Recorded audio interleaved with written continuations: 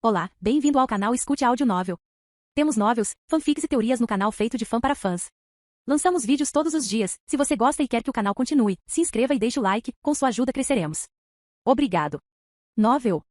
Pokémon Reencarnei como Ash. Capítulo 311. Mudança de ponto de vista. Base de novatos da equipe Rocket. Escritório de Lisa. O ar estava denso e tenso do lado de fora do escritório da instrutora Lisa. Um soldado, vestindo o uniforme green-oliva padrão, estava nervoso do lado de fora da porta fechada, segurando uma pilha de papéis. Ele podia ouvir murmúrios fracos vindos de dentro, mas não conseguia entender o que estava sendo dito. De repente, a porta se abriu, revelando uma figura vestida com um uniforme semelhante, mas com um boné preto puxado para baixo sobre o rosto e uma máscara cobrindo a boca. O grunhido não conseguia distinguir suas feições, mas conseguia sentir sua autoridade. Ordens do instrutor, disse a figura com a voz abafada pela máscara. Não a incomode ou, como ela disse, ela enfiará a mão tão fundo na sua bunda que você sentirá na garganta. Os olhos do grunhido se arregalaram de medo com a ameaça, e ele deu um passo para trás, quase deixando cair a pilha de papéis em suas mãos. A figura não lhe deu chance de reagir antes de jogar 2 sacos gigantes para cadáveres por cima do ombro e correr para o leste. Enquanto a figura se afastava, o grunhido não pôde deixar de olhar para as 2 sacolas sinistras. Ele tinha ouvido rumores sobre os métodos da instrutora Lisa, mas nunca imaginou que envolveriam queimar 2 crianças até a morte. O som de seus passos ecoou alto pelo corredor deserto enquanto o grunhido tentava seguir a figura, na esperança de vislumbrar seu rosto ou qualquer pista que pudesse esclarecer a situação. Mas quando virou a esquina, encontrou um corredor vazio, sem qualquer sinal da figura. Confuso e desorientado, o grunhido demorou um pouco para processar o que acabará de acontecer. Ele estava sonhando? Alguma coisa disso foi real? Ele não tinha certeza. O ambiente ao seu redor aumentou seu desconforto. O corredor estava mal iluminado com luzes fluorescentes tremeluzentes que lançavam sombras misteriosas nas paredes. O ar estava viciado e o cheiro de desinfetante permanecia no ar. Enquanto ele estava ali, perdido em pensamentos, um som repentino o fez pular. Era o som de passos vindos da direção de onde ele acabará de vir. Ele se virou, esperando ver a figura de boné e máscara, mas tudo que viu foi um corredor vazio, estendendo-se diante dele como um abismo escuro. Abalado, o grunhido virou-se e saiu correndo do local, o som de seus passos ecoando alto em seus ouvidos. Ele não sabia o que tinha acontecido, mas sabia que não queria ficar por aqui para descobrir. Cidade de Celadon, hotel. O quarto A13 do hotel estava repleto de atividades enquanto Pokémon de todas as formas e tamanhos realizavam suas rotinas diárias. Yellow andava de um lado para o outro enquanto Lucario meditava ao lado dela. Dragonair, com suas elegantes escamas azuis e olhos penetrantes, abria os olhos de vez em quando para olhar para Lucario. Enquanto isso, Scizor e Fearo estavam preparando um Slurpee doce e picante na cozinha enquanto Butterfree pedia ajuda a Pikachu, que estava se deleitando com um banho de espuma quente na pia, ignorando os gritos de Buttergrey. Charmeleon, com sua expressão feroz e garras afiadas, estava encarando Kit, o intimidador Beedrill. Ivysaur, o Pokémon das flores, estava ocupado amarrando ninjas e Vartortri, evitando que eles se movimentassem muito. Clefable, o Pokémon fada, estava usando seus poderes de gravidade para brincar com Chuchu, o Pichu, e Tente, o Tentacool, fazendo com que os dois flutuassem no ar. De repente, uma rajada de vento varreu a sala, seguida pelo som sibilante de energia psíquica. Todos pararam enquanto observavam um grunhido da equipe Rocket usando um boné e uma máscara caindo pela porta com 2 sacos para cadáveres pendurados no ombro. Yellow rapidamente correu para o lado do grunhido do Rocket, uma gosma roxeada escorrendo de seu rosto enquanto ele revelava um Austin extremamente suado e exausto. Os sacos para cadáveres escorregaram de suas mãos e caíram no chão. Ash, você está bem?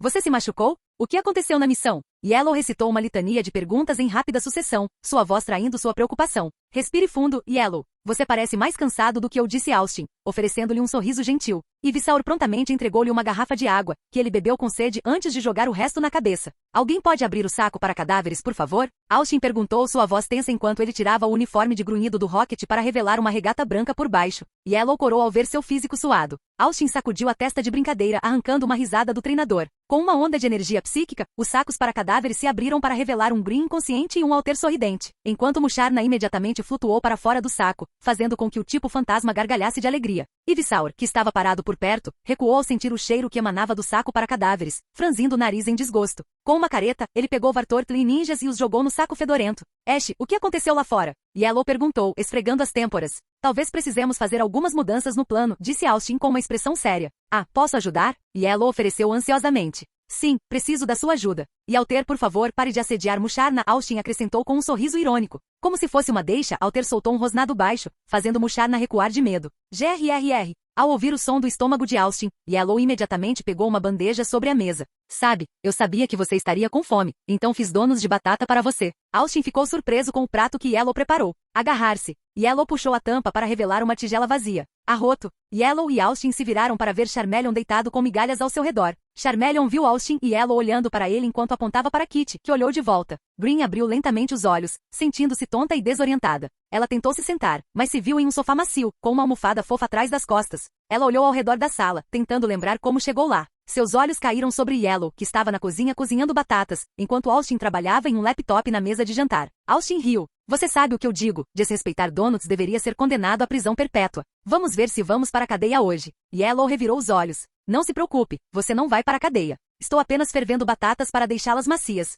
PFFT, as batatas ficam prontas quando estão macias, certo? Também notei isso com os homens, disse Austin, sorrindo. Yellow olhou para ele confuso, enquanto Lucario, que estava deitado ao lado de Austin, jogou um sapato em sua cabeça. Não se preocupe, Lucario. Muitas coisas começam com batatas fritas, fome, comunismo, disse Austin, seu rosto se contorcendo em uma expressão de decepção. Green levantou-se, revelando sua presença para a sala. Sua mente ainda estava girando, mas ela não conseguia ignorar a sensação incômoda de que algo estava errado. Oh, Green, você finalmente acordou. Quer alguns donos de batata? Yellow perguntou com um largo sorriso no rosto. Green a ignorou e olhou para Austin. Você sabe o que eu quero saber? Ela perguntou, sua voz tremendo. Austin suspirou ao saber que Green não precisava de palavras floridas. Ela precisava ouvir a verdade. Ele virou seu laptop para Green. É exatamente como você suspeita. Após o seu desaparecimento, seus pais procuraram por você durante anos, mas acabaram desistindo. Seu pai foi abordado pela equipe Rocket para se juntar à pesquisa sobre clonagem genética. Ele conseguiu fazer um clone genético com sucesso. De Mel, ao lado de um clone de sua filha, mas essa filha não foi capaz de sobreviver por muito tempo. O clone de Mel, apelidado de Meltu, estourou e destruiu tudo em New Island. Todos morreram há alguns meses, incluindo seu pai. Green ficou no meio da sala, com os olhos arregalados de choque, como se tivesse acabado de levar um soco no estômago. Ela não podia acreditar no que acabará de ouvir. Você está mentindo, ela sussurrou com a voz trêmula. Você está mentindo. Parágrafo MAC. Na encosta do Monte Coroné, numa caverna que foi recentemente revelada por uma avalanche, encontra-se uma das descobertas mais estranhas da paleontologia recente. Uma descoberta que poderá revolucionar a compreensão humana de Omastar e, na verdade, da própria vida antes do homem. Esta descoberta foi um vasto conjunto de Omastar dispostos com 10 profundidades e 10 larguras, o suficiente para preencher a vasta caverna em que estavam enterrados. Há alguns na comunidade científica que consideram esta descoberta uma farsa. Apesar de evoluir de Omanite, os fósseis de Omastar ainda são muito raros para que alguém seja capaz de realizar tal brincadeira, mas ainda parecia mais provável do que a alternativa para muitos. Outros adotaram uma interpretação mais caridosa, raciocinando que embora uma pessoa não pudesse organizar tal coisa, poderia, no entanto, ser a criação de algum culto estatal esquecido de um país baseado em torno de Omastar. Mas nenhum outro artefato de tal sociedade foi encontrado em qualquer lugar da montanha. Nem grande parte da montanha poderia ser escavada antes da era da dinamite e das escavadeiras. Alguns diminuíram sua importância, comparando-a às matilhas de Migutiena em terra, mas nenhuma presa foi encontrada grande o suficiente para dar motivo para a formação de uma horda tão vasta. E depois há a explicação que seria completamente óbvia se não parecesse tão completamente impossível. O Omastar era uma instalação militar. Dispostos no fundo de algum rio ou mar raso, eles esperaram que o inimigo se aproximasse para lançar uma enorme barragem de espinhos vindo de baixo. A armadilha foi combatida e eles foram mortos antes que pudessem se mover, ficando congelados em formação por milhões de anos. Só podemos especular sobre quantos Pokémon poderiam ter sido mobilizados para a guerra antes do surgimento do homem. Capítulo 312. A tensão na sala era palpável quando Green e Austin se enfrentaram. Lágrimas brotaram dos olhos de Green enquanto ela acusava Austin de mentir, enquanto Yellow assistia, seus lábios tremendo de emoção. Austin suspirou e virou seu laptop para Green, revelando arquivos e anotações do diário de seu pai. A sala ficou em silêncio quando ele clicou na tecla Enter e uma gravação de voz começou a tocar. Suspiro. O que estou fazendo da minha vida? Ellen saiu para encontrar nossa filha morta. Por que ela não consegue entender que Green não poderia estar vivo depois de ser sequestrado por um Pokémon lendário? Suspiro, não se preocupe, abóbora, um dia vou te trazer de volta, nem que seja a última coisa que eu faça. Os olhos de Green se arregalaram quando ela ouviu a voz de seu pai pela primeira vez em anos. Mas mesmo com todas as evidências apresentadas à sua frente, Green recusou-se a acreditar. Por que ela deveria? Toda sua vida foi gasta procurando por seus pais, e agora parecia que tudo tinha sido em vão. A sala ficou repleta de um silêncio constrangedor enquanto Green lutava com suas emoções. Yellow sentiu a explosão de raiva e tristeza que emanava de sua amiga, enquanto Austin mexia no cigarro, os olhos percorrendo a sala. Isso é uma mentira. Green gritou com os punhos cerrados enquanto ela já estava avançando em direção à porta. Não tenho tempo para isso. Preciso descobrir a verdade por mim mesmo. Clang. O som da porta batendo ecoou por toda a sala silenciosa. Bem, a merda bateu no ventilador, exclamou Lucario, quebrando o silêncio. Austin suspirou e recostou-se na cadeira. Acho que é isso então. Mas Yellow não desistiu tão rapidamente. Você precisa ir atrás dela. Austin ergueu uma sobrancelha. Por quê? Ela não quer ser encontrada. Porque ela está sofrendo, seu idiota. Yellow retrucou, sua voz aumentando em frustração. Você não se lembra de como é perder alguém que você ama? Austin estremeceu com as palavras dela, sua mente voltando ao dia em que perdeu Haticat. Não cabe a nós falar por ela. Ela pode fazer o que quiser. Ela pode ficar com o dinheiro, mas... Mas o que? Yellow pela primeira vez gritou com Austin, chocando a todos, até mesmo Austin, enquanto ela agarrava o colarinho de Austin. A missão é mais importante que o nosso amigo? Tenho certeza de que deixei isso claro quando deixei Brock e Misty. Se não pararmos a equipe Rocket, milhões morrerão. Pare de mentir para si mesmo, disse Yellow com firmeza. O aperto de Yellow aumentou quando ela olhou para Austin e disse, Ash, olhe nos meus olhos e diga essa mentira mais uma vez. Você nunca se importou qual era o objetivo final da equipe Rocket, você só queria vingança contra eles por matar Ratcat. Sim, isso mesmo, então não sou um santo que está fazendo isso para um bem maior. O que você quer que eu faça? Austin gritou de volta enquanto cerrava a mandíbula. Os olhos de Yellow brilharam com intensidade. Eu quero que você vá atrás dela. Não porque seja a coisa certa a fazer, mas porque é a coisa humana a se fazer. Porque você se preocupa com ela como uma amiga, e você não quer vê-la sofrer. Austin ficou quieto porque não conseguia refutar as palavras de Yellow, ou melhor, não queria refutar as palavras dela. No final das contas, ele realmente simpatizou com a situação de Green. Então, e agora? Lucario perguntou curiosamente enquanto Austin suspirava. Vamos buscá-la antes que ela faça algo de que se arrependerá no futuro. Celadon City estava repleta de atividades enquanto as pessoas cuidavam de suas vidas diárias. O ar estava denso com sons de conversas, risadas e o som ocasional de uma batalha de Pokémon. Na parte nordeste da cidade, havia um prédio de 4 andares que servia como serviço privado de teletransporte para os ricos e a elite. Era uma estrutura elegante e moderna com uma fachada de vidro que brilhava à luz do sol. Green correu em direção ao prédio com seu Jigglypuff a reboque. O pequeno Pokémon rosa seguiu atrás dela, lutando para acompanhá-la. A entrada do prédio era um conjunto de portas de vidro que se abriam quando Green se aproximava. Ela entrou furiosa, seus olhos examinando a sala em busca do escritório de teletransporte. A jovem que ocupava a mesa deu um pulo ao ver a expressão feroz de Green. O que posso fazer por você, senhorita? Ela perguntou, sua voz trêmula. New Island, teletransporte-se agora. Green latiu, sua impaciência era palpável. Agora mesmo, senhorita. Serão 1000 Pokédollars, respondeu a mulher, com as mãos tremendo. O que você disse? A voz de Green atingiu um tom perigoso.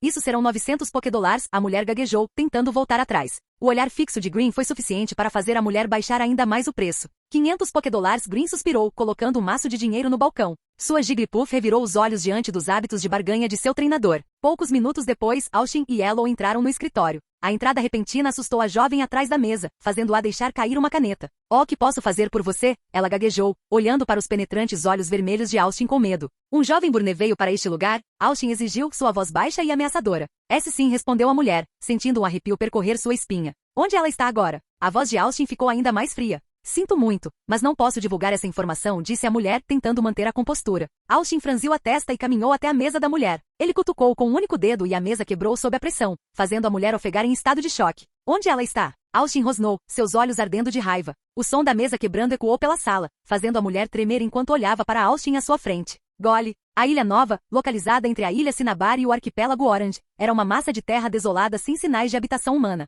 Era um lugar onde apenas os treinadores mais corajosos ousavam pisar. A energia psíquica girou e explodiu quando Green e seu Alakazam se materializaram nas costas áridas da ilha. O Alakazam entregou-lhe uma pequena colher de prata, uma ferramenta psíquica para quebrar e sinalizar para uma viagem de volta. Os olhos penetrantes de Green percorreram a ilha deserta em busca de qualquer sinal de vida. Jigglypuff, eu escolho você. Green exclamou, liberando o pequeno Pokémon rosa de sua Pokéball. O rosto alegre de Jigglypuff se iluminou enquanto ela flutuava em direção a Green. O pequeno Pokémon estava usando seu lenço rosa enorme de costume, e tinha um marcador na mão, pronto para rabiscar em qualquer rosto adormecido. Faça o que você quer, Jiggly, disse Green, apontando para o horizonte. Jigglypuff começou a inalar uma grande quantidade de ar, inflando como um balão. Green e Jigglypuff subiam cada vez mais alto enquanto procuravam por qualquer sinal de vida na ilha. Jigglypuff! Jigglypuff gritou, apontando para a base de um vulcão próximo. Green concordou com a cabeça e eles começaram a flutuar em direção ao vulcão. Ao se aproximarem, notaram uma pequena estrutura na base do vulcão, parcialmente escondida atrás de uma espessa camada de névoa. Parágrafo MAC. Em um pequeno castelo ao lado do Monte da Lua, um camponês com apenas um kabuto, que ainda não estava extinto, apenas gravemente ameaçado, recebeu uma espada e um escudo mal feitos e foi enviado para lutar por seu senhor em outro dos muitos escaramuças da era Sengoku. Os exércitos se encontraram, samurais e pokémons trocando golpes, e a baixa estatura e inexperiência do menino camponês fizeram dele um pobre soldado. Quando uma katana desceu em direção à sua cabeça desprotegida, seu kabuto subiu pelas suas costas com uma velocidade incrível e bloqueou o ataque com seu projétil. O camponês esfaqueou seu agressor nas pernas, e sua baixa estatura e seu capacete hábil permitiram ao kabuto bloquear todos os golpes, salvando sua vida no processo. Para manter o controle, as garras do kabuto cravaram-se em seu crânio, e ele não conseguiu se remover sem causar danos fatais. O menino se tornou um homem conhecido por sua habilidade como soldado, depois tomou um castelo para si e venceu batalha após batalha até finalmente se tornar Shogun, todos com um Pokémon na cabeça. Seus homens o copiaram, capturando Kabuto e usando-os como capacetes até que não houvesse mais nada para capturar. Os demais, notando a excelente proteção e o alto status que a coisa real oferecia, pediram aos artesãos que fizessem capacetes em forma de Kabuto na esperança de capturar parte de seu poder defensivo. Com o tempo eles substituíram completamente o original, pois em pouco tempo não havia mais Kabuto vivo. E ainda hoje, quando se pensa em um capacete de samurai, pensa-se em um no formato de Kabuto.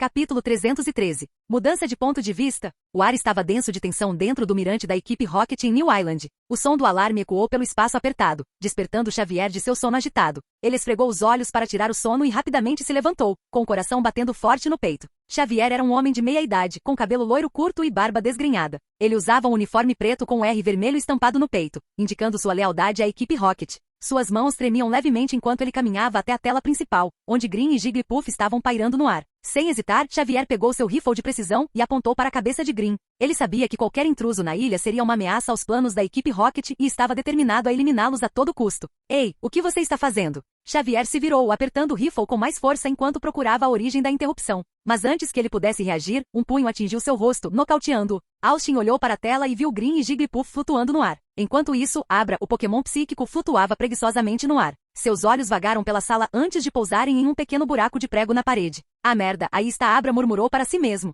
Austin ergueu uma sobrancelha diante da explosão repentina de Abra. O que há de errado, Abra? Abra usou seus poderes psíquicos para preencher o buraco do prego com um lenço de papel. Humano, estou preenchendo mais buracos do que um pornstar masculino hoje, ele respondeu, sua voz cheia de sarcasmo. Você está tendo uma convulsão ou algo assim? Austin perguntou, colocando a mão na cabeça de Abra. Abra caiu no chão, os olhos revirando. Podemos comer pizza depois disso? Ele gemeu. Este deve ser o meu pagamento por ser seu tirano sobrecarregado e traficante de escravos. Austin não pôde deixar de suar. Apenas me leve até lá, e eu vou pegar sua maldita pizza, sua rainha do drama, ele respondeu, revirando os olhos. Abra soltou um suspiro de satisfação. Sim, querido, é disso que estou falando. A base do vulcão era um terreno baldio desolado, com as ruínas de um prédio incendiado em ruínas a seus pés. A equipe Rocket estava escavando os destroços há algum tempo, mas todo o trabalho foi interrompido quando Riddon correu em direção a um Jigglypuff inflado e o explodiu. Um membro da equipe Rocket gritou para o ladrão desistir, mas para surpresa de todos, uma voz gritou. Ok, tudo bem, eu dou. Green, a infame ladra Pokémon, saiu das árvores com as mãos para cima. O membro da equipe Rocket sorriu ao se aproximar dela, perguntando. Então me diga, quem te mandou aqui? Senhor, eu estava perdido. Você poderia, por favor, me mostrar o caminho? Green perguntou, sua voz cheia de inocência e suas mãos cruzadas sob o peito, fazendo saltar para cima e para baixo. O membro da equipe Rocket não pôde deixar de engolir em seco ao ver, mas antes que pudesse responder, Green puxou a camisa para baixo, revelando duas Pokébolas no lugar de seu peito, que se abriu para revelar um Vartortle e um Nidoran. Sem um momento de hesitação, Vartortle quebrou um tijolo na cabeça do membro da equipe Rocket, enquanto Riddon ficou em estado de choque com a mudança repentina dos acontecimentos. No entanto, antes que pudesse processar qualquer coisa, o hiperfeixe de Jiggly colidiu com seu corpo. Green soltou um suspiro e voltou sua atenção para a pilha gigante de escombros e ruínas à sua frente. Ela colocou a mão em um pedaço gigante de concreto e tentou removê-lo, mas era muito pesado. Seus Pokémon vieram em seu auxílio e juntos removeram lenta mas seguramente o pedaço de concreto. O som do concreto caindo no chão ecoou alto e uma nuvem de poeira se formou ao redor deles. Green tossiu algumas vezes antes de olhar para todo o resto. Então, você planeja remover tudo isso? Uma voz gritou. Green se virou para ver Austin e Yellow parados ali. Austin estava com um cigarro na boca, enquanto Yellow tinha uma bandeja de donuts de batata. Lucario e Pikachu estavam saboreando seus donuts com chocolate e ketchup por cima. Deixar. Green gritou antes de pegar outro pedaço de concreto. Isso é uma perda de tempo, disse Austin, fazendo Green olhar para ele e gritar de frustração. Então o que você sugere que eu faça? Meu pai está enterrado lá, esperando que eu venha salvá-lo. Lágrimas desceram pelo rosto de Green enquanto sua voz embargava. Green, você tem certeza de que este é o lugar certo? Quero dizer, como você tem certeza? Austin perguntou com cautela, tentando não aborrecê-la. Green congelou, seus olhos de repente se encheram de lágrimas antes, as emoções de Green transbordaram e ela começou a bater no concreto com toda a força. Ela gritou sua frustração, perguntando por que teve que sofrer tanto, por que teve que perder tudo o que conhecia. Austin pegou sua mão sangrando enquanto ela chorava, puxando o ar para perto dele enquanto ela tentava recuperar o controle de sua respiração. Eu não tenho certeza, ok? Ela chorou. Mas eu tenho que tentar. Desde que escapei daquele louco, eu não tinha uma casa. Minha casa e minha família haviam desaparecido quando tentei encontrá-los. Esta é a única pista que tenho para encontrá-los. Eu não posso simplesmente ficar sentado sem fazer nada enquanto meu pai está em algum lugar, esperando que eu o salve. Green lutou para pegá-lo antes que as mãos de Austin e Yellow se unissem para ajudar. Baque. Quando a pedra caiu no chão, Green olhou para Austin e Yellow que sorriram. Se você está tão inflexível em encontrar seu pai, então gostaríamos de ajudar, disse Austin. Green ficou surpresa com a oferta, mas rapidamente se recompôs e perguntou. Por quê? Yellow a abraçou com força e disse. Porque é para isso que servem os amigos. Nós ajudamos uns aos outros quando precisamos. Lágrimas começaram a brotar dos olhos de Green, mas ela as afastou, determinada a não demonstrar qualquer fraqueza. Não vou pagar por isso, disse ela, tentando parecer corajosa. Eu sei que você não vai nos pagar, Green, disse Austin, com um brilho travesso nos olhos. Mas tudo bem. Não gostaríamos que o IRS nos perseguisse por pegar seu dinheiro roubado. Green revirou os olhos, mas não pôde deixar de rir da piada de Austin. Ei, pombinhos, encontrei algo embaixo desses escombros, Lucario gritou à distância, fazendo Green pular de surpresa. Yellow corou com o comentário de Lucario, enquanto Austin perguntou, o que você encontrou? Encontrei uma sala escondida embaixo, disse Lucario, apontando para uma pilha gigante de destroços. Austin colocou a mão no ombro de Green, que parecia em êxtase com a notícia. Green, se este é seu pai, você tem certeza que está pronto para conhecê-lo? Ele perguntou em tom sério, ainda assombrado pela lembrança de segurar o cadáver de Haticat. Green respirou fundo e assentiu.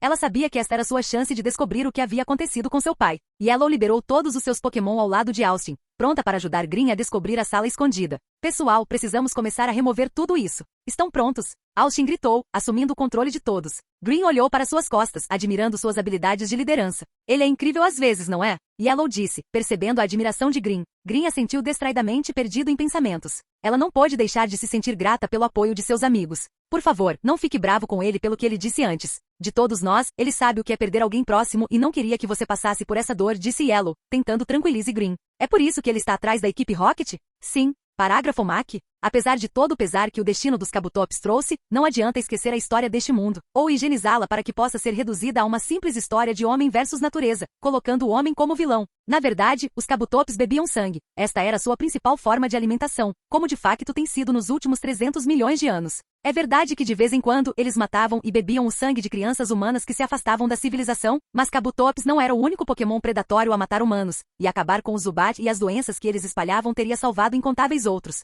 vidas humanas. E talvez fosse verdade que antigamente eles eram rivais da humanidade, pois o medo dos Kabutops se reflete na maioria das mitologias humanas. É também verdade que a campanha humana para os exterminar foi uma farsa absoluta, que com a moderna tecnologia de recuperação dos fósseis, só agora começamos a desfazer. Larvas de Kabuto foram assassinadas em suas cavernas, Kabutops arrancados de pokébolas e treinadores que resistem mortos com eles. As atrocidades precisam de pouca elaboração. Muitos ambientalistas reagiram e outros os esconderam em suas casas. Com o tempo, sua brutalidade se tornou seu pior inimigo, o genocídio levou à rebelião e depois à guerra. E aqueles que o decretaram foram assassinados por uma brigada de treinadores Kabutops, e humanos e Pokémon participaram de seu sangue em um banquete de vitória. Mas embora muitos casais reprodutores tenham sobrevivido, já era tarde demais. Os Kabutops restantes enfrentaram um gargalo populacional, e apesar de suas larvas se tornarem capacetes de samurai de prestígio, foram exterminados em alguns séculos por uma doença epidêmica a qual os sobreviventes consanguíneos não tiveram resistência. Capítulo 314. Mudança de ponto de vista. 7 meses antes do dia atual, Nova Ilha, centro de pesquisa da equipe Rocket. O centro de pesquisa da equipe de foguetes em New Island era uma estrutura enorme feita de aço frio e cinza que se erguia do terreno acidentado como uma fortaleza. O vento uivava lá fora e a chuva açoitava as paredes, mas lá dentro os cientistas trabalhavam arduamente, debruçados sobre as telas dos computadores e os instrumentos científicos. A sala onde Mewtwo estava preso era uma câmara estéril e bem iluminada, com paredes brancas e teto alto. O recipiente que continha o Pokémon psíquico era feito de vidro grosso e reforçado e cercado por uma série de equipamentos de alta tecnologia. Os cientistas andavam pela sala, seus jalecos brancos farfalhando enquanto trabalhavam. Um dos cientistas, Dr. Smith, era um homem de meia idade, com cabelo ralo e óculos de aros metálicos. Ele se aproximou do recipiente, a mão pairando sobre o vidro enquanto espiava dentro. Onde está o Dr. Fuji? Ele perguntou, sua voz ecoando na sala vazia. Dr. Fuji foi um dos principais cientistas do projeto Mewtwo, e sua ausência foi notável. Um cientista mais jovem, Dr. Lee, recorreu ao Dr. Smith. Ele provavelmente está em seu laboratório trabalhando em seu robô, respondeu ela. O Dr. Smith balançou a cabeça. Por que o Dr. Fuji está tão obcecado em fazer um robô? Ele murmurou. Estamos ganhando vida aqui. Isso não é suficiente? Dr. Lee encolheu os ombros. Acho que ele está apenas tentando encontrar uma maneira de lidar com a morte da filha, disse ela suavemente. Enquanto os cientistas discutiam o passado trágico do Dr. Fuji e as possíveis ramificações de sua pesquisa, um terceiro cientista, um homem alto e de barba espessa, zombava de seu sentimentalismo. Oh, por favor, disse ele, revirando os olhos. O homem enlouqueceu. Ele está mais obcecado com seus robôs do que com qualquer outra coisa. Alguns dos outros cientistas concordaram com a cabeça, e alguns até riram ao pensar na suposta queda do Dr. Fuji na loucura. Talvez ele construa um robô para substituir a filha, brincou um deles, e todos riram, zombando cruelmente da tragédia do homem. Mas a risada deles foi interrompida por um som repentino e estridente. A princípio, eles pensaram que era apenas o som do trovão vindo da tempestade lá fora, mas quando se viraram para olhar o container de Mewtwo, viram que o vidro reforçado estava começando a quebrar. Os cientistas congelaram, seus rostos sem cor, ao perceberem as implicações do que estava acontecendo. O vidro lascou e rachou, e o olho do Pokémon se abriu, brilhando em um vermelho brilhante. O som de vidro quebrando encheu a sala e os cientistas lutaram para se proteger. O equipamento ao redor de Mewtwo apitou freneticamente enquanto a energia psíquica que irradiava do Pokémon ficava mais forte e caótica. Dr. Smith tentou gritar um aviso, mas foi abafado pelo rugido do poder de Mewtwo. As luzes piscaram e o ar estalou com eletricidade. Era como se a própria estrutura da realidade estivesse se desfazendo. De repente, com um clarão de luz ofuscante, Melto saiu de seu recipiente, quebrando o vidro e lançando cacos voando pelo ar. Os cientistas caíram no chão, com os jalecos esvoaçando ao seu redor. A figura imponente de Melto dominava a sala, elevando-se sobre os trêmulos cientistas enquanto seu poder psíquico irradiava em ondas. Com músculos ondulantes e um olhar feroz, ele fixou seu olhar intenso nos humanos assustados. Deus, você diz. Ele zombou. Que estranho da sua parte presumir que sua criação poderia ser uma divindade. Suas mentes débeis não conseguem nem começar a compreender a verdadeira extensão do meu poder. Sou mais do que um mero mortal, mais do que uma mera criação. Sou uma força para ser considerado, uma entidade imparável que não será limitada por suas limitações mortais. Você vê, ele continuou, sua voz cheia de malícia. Vocês humanos, não são nada além de brinquedos para mim. Suas débeis tentativas de criar vida não são nada comparadas ao que eu consegui. Eu sou o auge da criação, o ser supremo, e você se curvará diante de mim. Então não se atreva a me chamar de Deus, concluiu Melto, sua voz estrondosa com uma autoridade sobrenatural, pois estou muito além da sua compreensão limitada de tais coisas. Eu sou Melto e não serei questionado. As ruínas do centro de pesquisa da equipe Rocket em New Island permanecem áridas, os restos do outrora grande laboratório espalhados pela paisagem. O ar estava cheio de poeira e detritos, dificultando a visão clara dos treinadores e de seus Pokémon. O som de escombros ecoando no ar enquanto Scizor e Beedrill trabalhavam incansavelmente para abrir caminho. À medida que se aprofundavam nas ruínas, uma sensação de desconforto começou a se instalar. O outrora próspero laboratório agora estava em ruínas, com seu maquinário destruído e suas paredes cobertas de símbolos estranhos. Os Pokémon seguiram em frente, cada passo levantando nuvens de poeira que giravam ao redor deles como aparições fantasmagóricas. Lucario foi na frente, seus penetrantes olhos azuis examinando a área em busca de qualquer sinal de perigo. Pikachu correu à frente, suas bochechas estalando de eletricidade enquanto iluminava a escuridão. Clefable e Musharna flutuavam atrás, suas auras gentis oferecendo uma sensação de calma em meio ao caos. Ivysaur e Vartortri seguiram de perto, usando suas vinhas e jatos de água para abrir caminho. Ninjas voam à frente, suas asas criando um zumbido suave enquanto ele explorava a área. Rishornin seguiu em frente, seu corpo robusto o tornando imune aos escombros que caíam. Shed Ninja seguiu atrás, seu corpo se misturando às sombras enquanto observava qualquer ameaça. Dragonair e Dratini pairavam acima, seus corpos longos e esbeltos entrando e saindo dos escombros. Charmeleon e Tentacool trabalharam juntos, seus ataques combinados de fogo e água derreteram os escombros. Pichu e Odd se amontoaram, suas pequenas formas oferecendo pouca proteção contra o perigo ao seu redor. Abra e Jigglypuff mantiveram-se perto de seus treinadores, suas personalidades tímidas não se comparavam à atmosfera misteriosa do laboratório em ruínas. Ao limparem os escombros, eles finalmente tropeçaram em uma porta de ferro selada. Lucario deu um passo à frente, usando sua poderosa palma da mão para abrir a porta. À medida que a poeira baixava, uma visão arrepiante encontrou seus olhos. Fileiras e mais fileiras de robôs incompletos estavam espalhados pelo laboratório, com suas estruturas metálicas retorcidas e rasgadas. O ar estava denso com o cheiro de óleo e ferrugem, e o som de máquinas rangendo enchia o ar. A visão era perturbadora, e até mesmo o corajoso Pokémon estremeceu com a visão. Os olhos de Austin se arregalaram enquanto ele observava a cena diante dele. O que aconteceu aqui? Ele murmurou, sua voz quase inaudível acima do som das máquinas. Yellow estremeceu, seus olhos examinando a sala nervosamente. É como algo saído de um filme de terror, ela sussurrou com a voz trêmula. Os olhos de Green se arregalaram em descrença enquanto ela olhava para o corpo sem vida de seu pai deitado na cama. Ela deu um passo hesitante à frente, estendendo a mão para tocá-lo. A sala estava estranhamente silenciosa, exceto pelo som de sua respiração difícil. O zumbido fraco das máquinas e os bips rítmicos dos monitores enchiam o ar, lembrando Green da cruel realidade da morte de seu pai. Ela não conseguiu mais conter as lágrimas quando se jogou sobre a forma imóvel de seu pai, agarrando com força. Os óculos que cobriam seus olhos escorregaram e caíram na colcha com um farfalhar suave. Green percebeu sua forma imóvel, seu corpo frio e indiferente. Ela enterrou o rosto em seu peito como se esperasse encontrar algum sinal de vida, algum resquício de esperança. Pai, por favor, acorde, ela implorou com a voz trêmula de emoção. Estou aqui com você. Por favor, não me deixe, não vá embora. Seus soluços ecoaram pela sala, cada um rasgando os corações de Austin e Yellow. Austin segurou a mão de Yellow com força, lágrimas escorrendo pelo seu rosto enquanto observava o coração partido de Green. Yellow também estava chorando, com a mão tapando a boca, incapaz de encontrar palavras para confortar a amiga. Os Pokémon na sala olhavam com o coração pesado, sabendo que sua amiga estava passando por um dos momentos mais difíceis de sua vida. Quando Green percebeu que seus esforços eram inúteis, ela se afastou do corpo de seu pai, seu corpo tremendo de desespero. Ela pegou um dos pequenos dispositivos mecânicos que estavam na bandeja próxima e colocou-o no peito do Dr. Fuji, esperando que isso ajudasse a trazê-lo de volta à vida. Mas quando o dispositivo caiu no chão, com seu pequeno som metálico ressoando no silêncio, o coração de Green se partiu um pouco mais. Ela olhou ao redor do laboratório, observando as máquinas estranhas e os robôs incompletos, todos com sinais dos experimentos fracassados de seu pai. A cena só aumentou sua dor e desespero. Ela pegou outro aparelho e colocou-o no peito do pai, seguido de outro e mais outro, numa tentativa inútil de reanimá-lo. Austin e Yellow choraram ao ver uma criança tentando desesperadamente ignorar a crueldade do mundo em uma tentativa desesperada de ignorar que seu ente querido havia partido. Ash, Yellow sussurrou, sua voz tremendo de medo enquanto ela pressionava a cabeça contra o peito de Austin. Suas mãos tremiam enquanto ela tentava conter os soluços. Austin estendeu a mão e acariciou suavemente seus cabelos, tentando oferecer algum conforto à garota perturbada. Está tudo bem, Yellow, ele disse suavemente. Green pegou a mão fria de seu pai, com o coração partido ao perceber que aquele era o fim. Ela abraçou a mão dele contra o peito, seu corpo tremendo de soluços. O anel do Dr. Fuji de repente começou a brilhar e um robô incompleto ganhou vida ao lado do doutor, começou a tremer e a tocar uma melodia familiar, que Green reconheceu instantaneamente. Era sua música favorita desde a infância, aquela que seu pai cantava para ela quando ela estava triste. Enquanto a gravação da voz de seu pai tocava, as lágrimas de Green corriam livremente por seu rosto.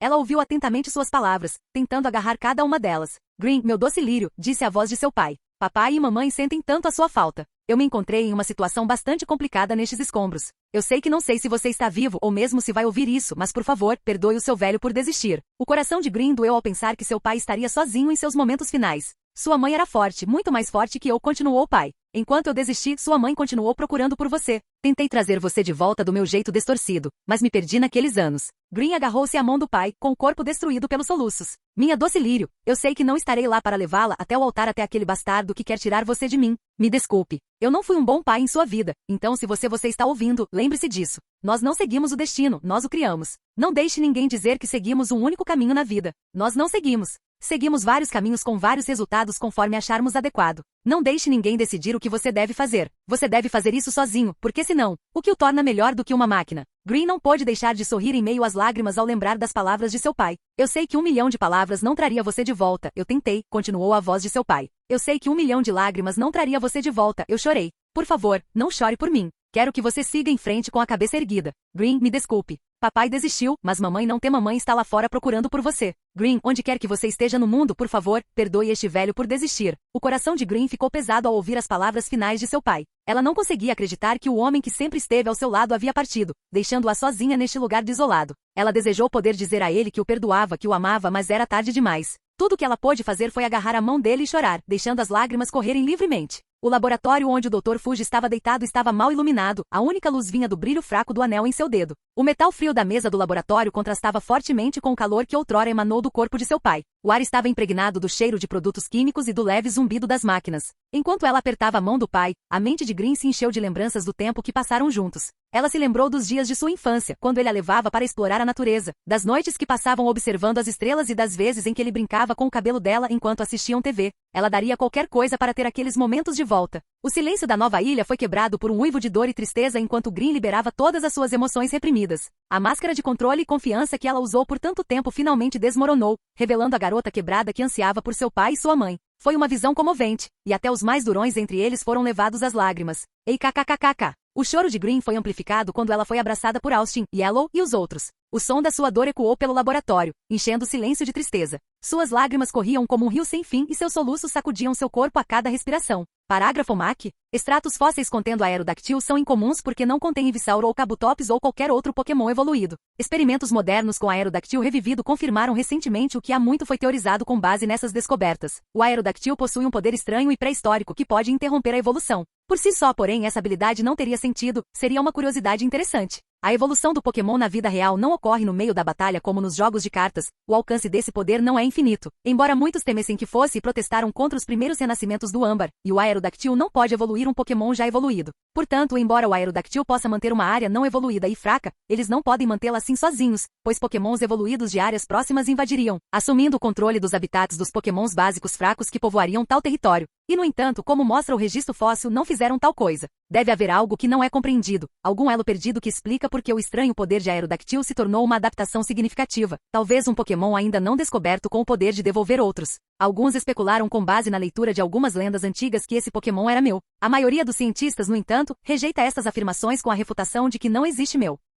Capítulo 315. Mudança de ponto de vista. Ilha Nova Mirante? Xavier estava diante da enorme tela que dominava a sala, com os olhos fixos nas imagens que passavam por ela. Ele usava o uniforme preto padrão da equipe Rocket, completo com o icônico logotipo R estampado em seu peito. Sua postura era estoica, sua expressão vazia, enquanto seu oficial superior o interrogava sobre a escavação das ruínas da base da equipe Rocket. A sala estava mal iluminada, apenas o brilho da tela fornecia alguma iluminação. As paredes eram feitas de metal, dando ao ambiente uma sensação fria e estéril. Um leve zumbido emanava das várias máquinas que revestiam as paredes, criando um ruído baixo e constante que enchia o ar. O oficial, uma figura alta e imponente, estava no fundo da sala, com os braços cruzados sobre o peito. Ele usava o mesmo uniforme de Xavier, mas com uma faixa vermelha descendo pela lateral da calça para indicar sua posição superior. Seu rosto era severo, seu olhar inabalável enquanto questionava Xavier sobre a escavação. Então, Xavier, começou o oficial, sua voz ecoando pela sala. Como foi a escavação? Você encontrou alguma coisa de valor? A expressão de Xavier permaneceu inalterada quando ele respondeu com voz monótona. A escavação foi concluída antes do previsto, senhor. O oficial estreitou os olhos, sentindo que havia mais na resposta de Xavier do que aquilo que ele estava deixando transparecer. E você encontrou o laboratório do Dr. Fuji? O rosto de Xavier se contorceu ligeiramente, como se uma memória há muito esquecida tivesse surgido de repente. Sim, senhor. Encontramos o laboratório, ele respondeu hesitante. O oficial inclinou-se para frente com o olhar fixo no rosto de Xavier. E, o que você encontrou? Xavier franziu a testa, sua mente correndo enquanto tentava juntar os fragmentos de sua memória. Tudo dentro foi destruído, senhor, ele finalmente respondeu, com a voz baixa e grave. Os olhos do oficial se arregalaram de surpresa. Destruído? Como isso é possível? E o corpo do Dr. Fuji? Xavier hesitou por um momento, sua mente lutando para recordar os detalhes. O corpo do Dr. Fuji também foi destruído, senhor. Parecia que houve uma grande explosão. O rosto do oficial ficou sombrio enquanto ele absorvia essa informação. Ele avançou, as botas batendo no chão de metal. Esta é uma notícia realmente preocupante, disse ele lentamente, com a voz cheia de preocupação. O chefe não vai gostar disso. Celadon City, crematório? Green estava do lado de fora do crematório de Celadon City, o prédio elevando-se acima dela enquanto ela olhava para a estrutura imponente. Seus olhos estavam vermelhos e inchados, lágrimas escorrendo pelo seu rosto. Ela usava um vestido preto, o tecido grudado em seu corpo enquanto o vento soprava ao seu redor, fazendo com que mechas de seus longos cabelos castanhos voassem em seu rosto. Ela tinha acabado de se despedir do cadáver de seu pai quando ele foi enviado para a fornalha. Parecia que uma parte dela havia sido arrancada, deixando um buraco em seu peito. Ela não podia acreditar que nunca mais o veria. Com a mão trêmula, Green pegou o telefone e deixou uma mensagem para seu irmão mais novo, Silver. Ei, Silver. É Green, encontrei meu pai, mas parece que o universo fez uma piada comigo de novo. Meu pai se foi, Silver. O que eu faço agora? Silver, vamos conversar mais tarde, ok. Ao fechar o telefone, ela caiu de joelhos, sentindo o peso da perda cair sobre ela. Os sons de passos se aproximaram, mas ela não se preocupou em olhar para cima quando Austin e Yellow apareceram ao seu lado. Austin estava vestido com um terno preto, a gravata um pouco afrouxada, enquanto Yellow usava um vestido branco, seu cabelo loiro caindo em ondas soltas sobre os ombros. Austin colocou uma xícara de café ao lado da perna de Green, seus olhos refletindo a dor que ele havia enterrado bem no fundo. Yellow, sempre alegre, adormeceu no ombro de Austin. Por um tempo, eles ficaram sentados em silêncio, os únicos sons vindos do farfalhar ocasional das folhas ao vento e do zumbido distante do trânsito. Eventualmente, Green quebrou o silêncio, sua voz cheia de emoção. Austin, como você lidou com a morte de Hatikat? Eu não fiz isso, Green. Nunca esqueci. Mas aprendi que você tem que seguir em frente. Você tem que encontrar uma maneira de honrar a memória deles, de mantê-los sempre com você, disse Austin, sua voz baixa e firme. Green assentiu, entendendo suas palavras, mas ainda sentindo o peso de sua perda. Mas como você faz isso? Como você segue em frente? Ela perguntou, sua voz tremendo de emoção. Austin colocou a mão em seu ombro. O calor de seu toque causou arrepios em sua espinha. Eu sei que é difícil, mas acho que o problema do luto é que não é algo que possamos superar totalmente. Apenas aprendemos a conviver com ele. Green olhou para Austin, seus olhos cheios de confusão. O que você quer dizer? Bem, o luto é um processo, certo? Não é algo que acontece da noite para o dia. Temos que passar por todos os estágios, a negação, a raiva, a barganha, a depressão antes de podermos alcançar a aceitação, explicou Austin, sua voz suave. Green assentiu, mas seu coração ainda doía. Mas como alcançamos a aceitação? Como aprendemos a conviver com a dor? É isso, Mai. Não aprendemos apenas a conviver com a dor, aprendemos a conviver com a memória da pessoa que perdemos. Aprendemos a honrar sua memória e mantê-la conosco em nossos corações, respondeu Austin, um sorriso suave enfeitando seus lábios. Green olhou para suas mãos, lágrimas brotando de seus olhos. Não sei se consigo fazer isso. Ainda dói muito, disse ela com a voz pouco acima de um sussurro. Não há problema em machucar, Green. Essa é uma parte natural do processo. Mas lembre-se, a dor não é algo para se envergonhar. É uma prova do amor e da conexão que compartilhamos com a pessoa que perdemos, Austin a tranquilizou, a mão dele ainda em seu ombro. Obrigado, Austin. Isso significa muito para mim, disse Green com a voz embargada de emoção. Claro, Green. Estamos todos juntos nisso. E lembre-se, não há problema em pedir ajuda quando precisar, disse Austin, com os olhos brilhando de bondade. Eu sei. Eu só queria que não fosse tão difícil, respondeu Green com a voz cheia de tristeza. Acho que essa é a natureza da vida, Green. Nem sempre é fácil, mas podemos encontrar beleza na luta. Podemos encontrar significado na dor, disse Austin com a voz cheia de esperança. Quando o sol começou a se pôr, eles se levantaram, prontos para enfrentar os próximos passos da jornada. Green sentiu um lampejo de esperança, sabendo que contava com o apoio de seus amigos e as lembranças de seu pai para guiá-la.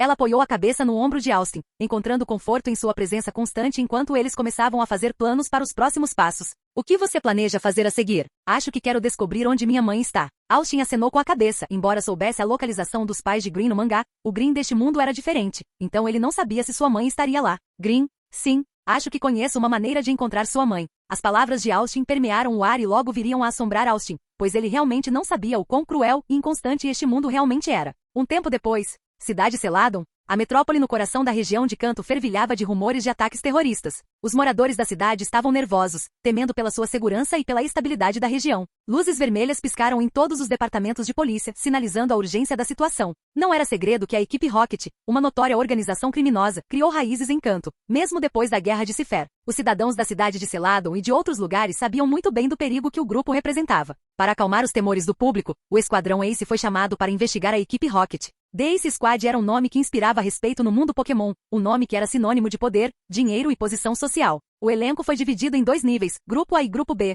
O antigo era composto por treinadores que haviam vencido a Liga Índigo, o auge do sucesso no mundo Pokémon. Este último consistia em treinadores que haviam chegado várias vezes ao top, 4 nas conferências da Liga, escolhidos a dedo pela Elite Four para aprimorar suas habilidades e garantir que seus talentos não fossem desperdiçados. O Ace Squad investiga a equipe Rocket há anos com pouco sucesso. Os seus soldados eram ferozmente leais ao seu líder, recusando-se a divulgar qualquer informação que pudesse incriminá-lo. Muitos detetives vieram e partiram, deixando o arquivo da equipe Rocket sem solução e a questão de quem estava mexendo os pauzinhos nas sombras ainda sem resposta. Looker, um detetive experiente e audacioso, estava em missão da Polícia Internacional. Ele foi enviado para Celadon City para investigar o arquivo da equipe Rocket, um caso de grande repercussão que exigia sua maior dedicação e habilidades. Apesar dos desafios futuros, Looker estava entusiasmado com a oportunidade de provar o seu valor e se divertir ao longo do caminho. Enquanto caminhava pelas ruas movimentadas de Celadon City, Looker apreciou as imagens e os sons da vibrante metrópole. Ele era um observador atento, observando os mínimos detalhes ao seu redor. Ele observou o morador de rua na esquina implorando por troco, o aroma de café acabado de fazer emanando de um café próximo e o som de um artista de rua tocando gaita. A cidade estava repleta de atividades e Looker estava ansioso para explorar tudo.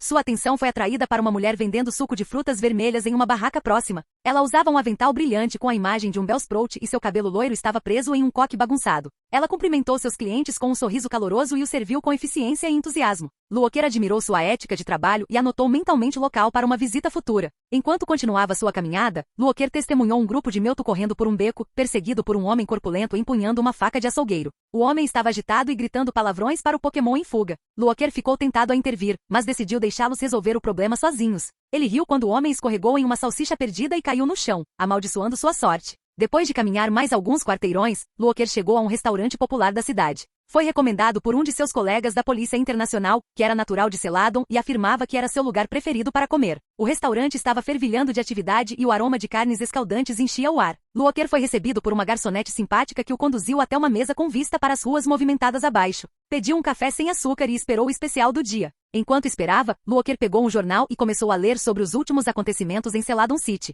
Ele soube que o cassino da cidade havia acabado de reabrir após uma grande reforma e estava atraindo uma clientela sofisticada de toda canto. Looker ficou intrigado com a notícia e fez uma anotação mental para visitar o cassino mais tarde. Assim como ele estava absorto em seus pensamentos, ele ouviu um som familiar. Quashar, seu parceiro, um Croaguncro, gritou. Looker olhou para cima e viu seu parceiro apontando para o Celadon City Gym. Ele seguiu o olhar de Croaguncro e viu um rosto familiar da SS Anne e foi em direção ao ginásio. O coração de Looker disparou quando ele percebeu as implicações do avistamento. Isso poderia ser um avanço em sua investigação. Parágrafo MAC. Snorlax, devidamente treinado, é um Pokémon extremamente poderoso, comumente visto nos níveis mais altos da competição da Liga Pokémon. No entanto, eles são curiosamente raros nos níveis mais baixos, ao contrário de outros como Garchomp ou Metagross, que são igualmente conhecidos pelo seu poder. Isso não ocorre apenas porque o Snorlax rapidamente chega ao topo de suas respectivas competições, embora isso desempenhe um papel, é também porque o custo de alimentar um Snorlax logo os torna inacessíveis para treinadores de nível inferior. Na natureza, onde dormem durante um mês de cada vez, o apetite de um Snorlax quando acorda pode devastar a área circundante. Snorlax treinado ainda dorme com frequência, mas também deve treinar e lutar, o que queima mais energia. Esses Snorlax devem comer ainda mais do que os habituais 800 kg de comida por dia para manter a gordura espessa que os torna tão difíceis de derrubar em combate. Os treinadores lidam com esse problema de diversas maneiras. Alguns contraem empréstimos significativos e lutam com frequência, na esperança de que o prêmio em dinheiro do sucesso acabe cancelando o custo de manutenção. Outros tratam seus Snorlax como seus equivalentes selvagens, acordando-os apenas para torneios com prêmios em dinheiro em jogo para reduzir seu metabolismo e evitar a falência. Alguns são forçados a subalimentá-los, e seus Snorlax são relativamente magros, mas isso os torna mais fracos em combate, pois um Snorlax magro é tão lento quanto um gordo, mas menos capaz de receber golpes. E infelizmente muitos são forçados a dizer adeus e voltar para o deserto, depois de uma longa busca por um lugar com comida suficiente para prosperarem. Capítulo 316. Mudança de ponto de vista. Ginásio da cidade de Celadon. Green, disfarçado de Lisa, caminhou pelas ruas movimentadas de Celadon City, apreciando as vistas e os sons da vibrante cidade. Ela tinha uma missão a cumprir, e isso exigia que ela entrasse no Celadon Gym, um enorme edifício que se elevava acima do resto das lojas e casas da cidade. Do lado de fora, a academia parecia mais uma boutique chique do que um lugar para lutar contra Pokémon. As janelas eram adornadas com vários frascos de perfume, e a entrada do ginásio era ladeada por duas enormes estátuas douradas de Evei e Liafeon. Green parou do lado de fora do ginásio, observando os detalhes da arquitetura. O edifício era feito de mármore branco brilhante e os pisos eram de granito polido. O interior do ginásio era tão impressionante quanto o exterior. As paredes eram forradas com vitrines de vidro exibindo diversos perfumes e cosméticos, e o chão era coberto com carpete macio. Quando Green estava prestes a entrar no ginásio, ela notou um homem mais velho espreitando do lado de fora, espiando pelas janelas. Ela o observou por um momento, tentando avaliar suas intenções, mas ele parecia bastante inofensivo. No entanto, assim que percebeu que ela estava olhando, ele deu-lhe um sorriso lascivo. Ei, essa academia é ótima. Ele disse. Está cheio de mulheres lindas. Green revirou os olhos, presumindo que o homem fosse um pervertido. Ei, seu pervertido! Ela exclamou, assustando o velho. Existe algo em que eu possa ajudá-lo? O velho pigarreou subitamente nervoso. O que posso fazer por você, senhorita? Green sorriu docemente, fingindo ser um vendedor de loja. Não pude deixar de notar que você admira nossos perfumes. Há algum perfume em particular que lhe interesse? Os olhos do velho se arregalaram quando ele olhou para ela. Bem, Green tirou do bolso uma garrafa altamente decorada. Esta é a nossa fragrância mais popular, senhor. É perfeita para um cavalheiro distinto como você. O velho olhou para a garrafa com ceticismo. E quanto custa? Apenas 1000 Pokédolars, respondeu Green, tentando parecer convincente. A bravata do velho evaporou imediatamente. Você deveria ter vergonha de si mesmo por tentar enganar os idosos. Os olhos de Green se estreitaram.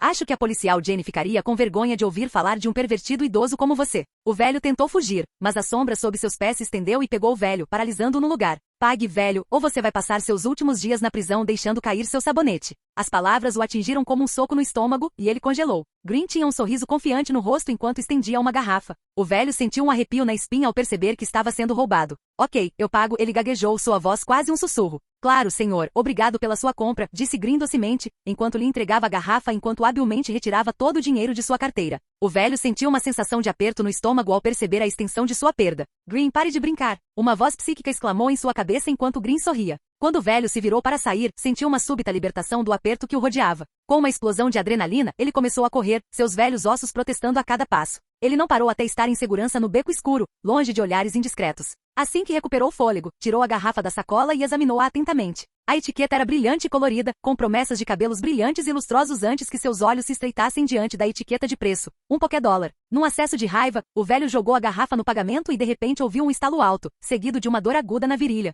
Ele se dobrou em agonia, segurando-se enquanto tentava entender o que acabará de acontecer. Foi então que ele notou a garrafa caída no chão, quicando para longe dele. Meu droga! Ele gritou, sua voz aumentando de raiva e frustração. Ele chutou a garrafa na calçada, vendo ela se quebrar em 1 milhão de pedaços. Ao tropeçar, ele jurou nunca mais deixar ninguém tirar vantagem dele. Enquanto Green entrava, ela não pôde deixar de se maravilhar com a arquitetura impressionante da academia. As paredes eram adornadas com videiras e plantas grains exuberantes, e o ar estava repleto do doce perfume das flores desabrochando. Ela caminhou em direção à recepção da academia, onde uma garota de cabelos grains e um vestido curto green se aproximou dela. Olá, disse a garota com um sorriso. Gostaria de comprar um frasco da nossa nova linha de perfume com aroma de morango? Green pareceu interessada, mas antes que ela pudesse responder, um grito psíquico repentino a tirou de seus pensamentos. Ela balançou a cabeça e redirecionou sua atenção. Ela não podia se dar ao luxo de se distrair agora, não quando estava em missão. Green, foco, ela lembrou a si mesma. A garota de cabelo green percebeu a distração de Green e tornou-se mais persistente. Eu prometo, é o melhor perfume que você já sentiu, acrescentou ela, segurando um pequeno frasco de líquido rosa.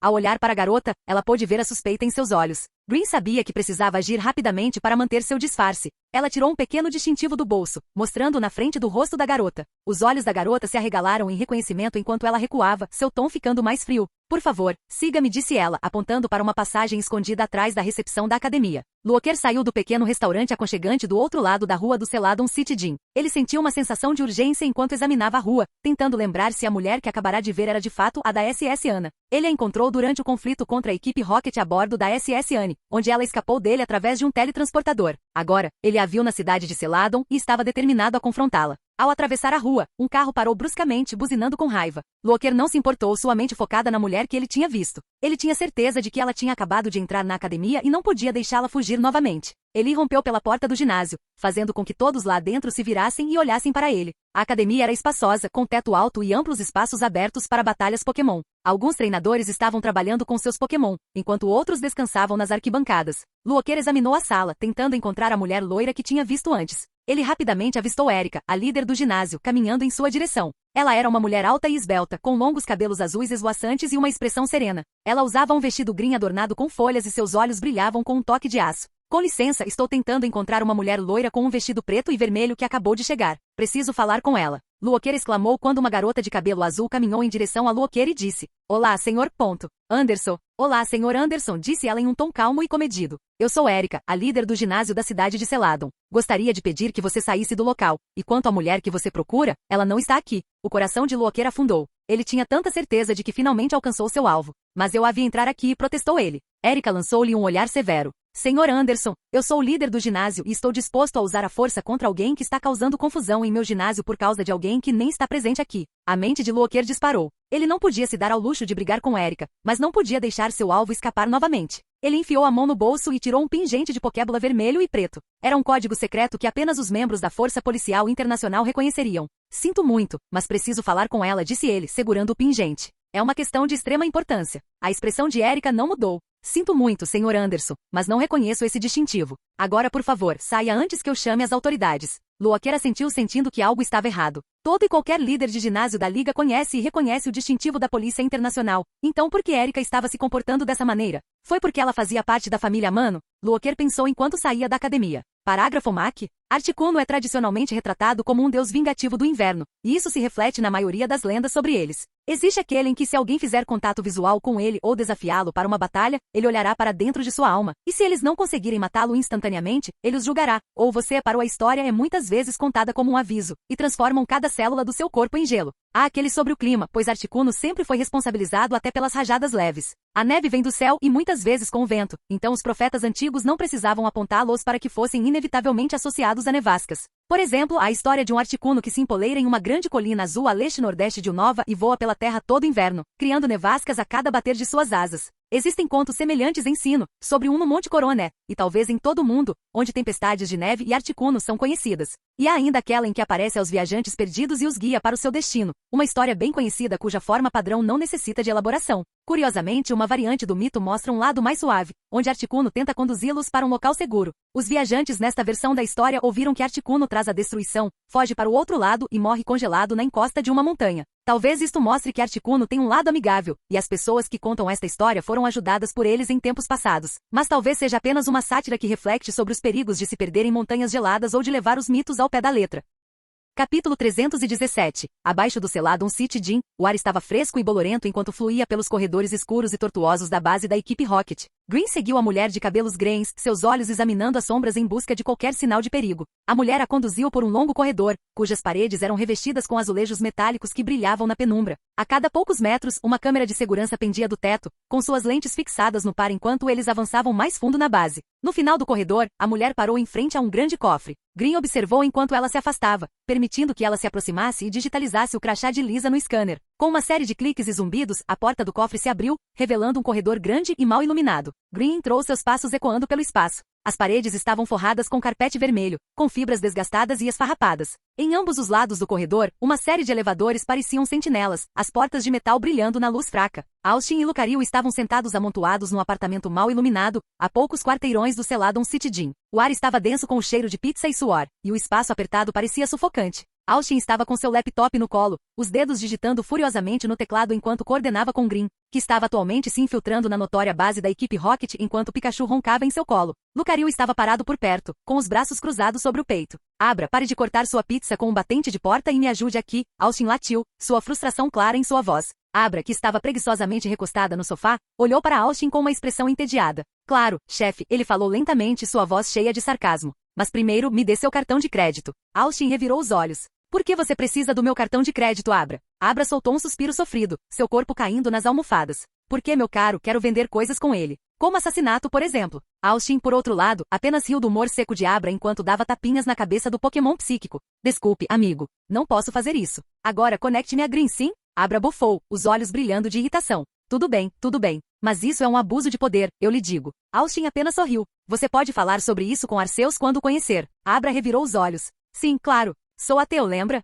Austin apenas encolheu os ombros, voltando sua atenção para seu laptop. O que você quiser, Abra. Agora vamos trabalhar. Celadon City, base da equipe Rocket, Green ficou sozinho no corredor mal iluminado, o silêncio apenas quebrado pelo zumbido distante das máquinas. Ela sentiu um choque repentino, uma mensagem psíquica atravessando a quietude. Vá para o terceiro elevador à esquerda, vá para o segundo andar. Green não perdeu tempo em obedecer à diretriz, seus passos ecoando pelo corredor deserto enquanto ela se dirigia ao elevador designado. Quando ela entrou, o elevador ganhou vida com um gemido metálico, subindo lentamente até o segundo andar. As portas se abriram com um silvo, revelando um corredor vazio, exceto por uma porta solitária no final. Green respirou fundo e, com uma sensação de apreensão, aproximou-se da porta. Ela levantou a mão para bater, os nós dos dedos batendo contra o metal frio. Uma voz gritou de dentro. Entre. Green empurrou a porta, revelando um quarto pequeno e escassamente mobiliado. No centro havia uma mesa cheia de papéis e um computador. Atrás dele estava sentado um homem, sua pequena estatura e cabelos loiros contrastando fortemente com o terno escuro e imponente que ele usava. O olhar do homem se ergueu quando Green entrou na sala, sua expressão era impassível. Qual é o motivo da sua visita, Capitã Lisa? Ele perguntou, sua voz entrecortada e profissional. Green tirou um pendrive do bolso e estendeu-o para o homem, que olhou para ele com interesse. O Dr. Namba recuperou todos os arquivos da nova ilha? Ele perguntou. Sim, respondeu Green. Todos os arquivos foram recuperados, desde as contas até as gravações. O homem assentiu pensativamente. Um trabalho bem feito considerando o tempo que levou. Algum outro relatório a ser feito? Nenhum, respondeu Green. Você pode ir embora, disse o homem com desdém. Green assentiu, virando-se para sair da sala. Enquanto ela se afastava, o olhar do homem a seguiu, sua expressão revelando uma pitada de confusão. Algo no comportamento de Lisa parecia estranho para ele, mas ele não conseguia definir o que era. Ele encolheu os ombros e voltou sua atenção para a unidade USB, conectando-a ao computador com um clique satisfatório. Quando os arquivos começaram a ser transferidos, os únicos sons na sala eram o zumbido suave do computador e o leve zumbido das máquinas externas. Enquanto isso, Green usou o elevador para ir ao quinto andar. Dentro do elevador, o disfarce de Lisa de Green desapareceu, revelando um dito exausto. As paredes estavam pintadas em um tom doentio de yellow, e o papel de parede descascado revelava os tijolos sujos por baixo. O ar estava denso com um cheiro de desinfetante e suor, um aroma avassalador que fez a cabeça de Green girar. Tirando a pokébula de Dit, Green o devolveu antes de puxar outra pokébula quando o outro dito apareceu no elevador. Disse Dito olhando para Green antes de olhar para baixo timidamente. O mesmo de Austin ainda não estava confortável com a ideia de conhecer novas pessoas, mas ele queria ajudar seu treinador, então ele controlou sua ansiedade e, como disse Cisor ou Fearo, faça isso com um team-up, mesmo que ele não tivesse queixo. Você está pronto para esconder essa beleza do mundo? Green perguntou com uma piscadela enquanto Dito girava suas saliências e assentia. Dito se agarrou ao rosto de Green quando uma luz brilhante engolfou o elevador. O rosto e o corpo de Green se transformaram em uma réplica de Jessie, com seu penteado único. Na mão ela segurava um pequeno frasco marrom e uma bola de algodão. Com facilidade e prática, ela aplicou uma quantidade generosa de álcool no rosto, concentrando-se na boca. O cheiro potente fez seus olhos lacrimejarem, mas ela sabia que era necessário completar o disfarce. Enquanto caminhava pelo corredor, ela ouviu o som de grunhidos conversando e rindo ao longe. Ela acelerou o passo, suas botas estalando nos ladrilhos com urgência crescente. Finalmente ela avistou um soldado solitário montando guarda do lado de fora de uma porta no lado leste do corredor. Ele olhou para cima quando ela se aproximou, seus olhos se arregalando de surpresa ao vê-la. Posso ajudá-la, senhorita? Ele perguntou, sua voz tingida de suspeita. Green soltou uma risada bêbada, balançando de maneira instável.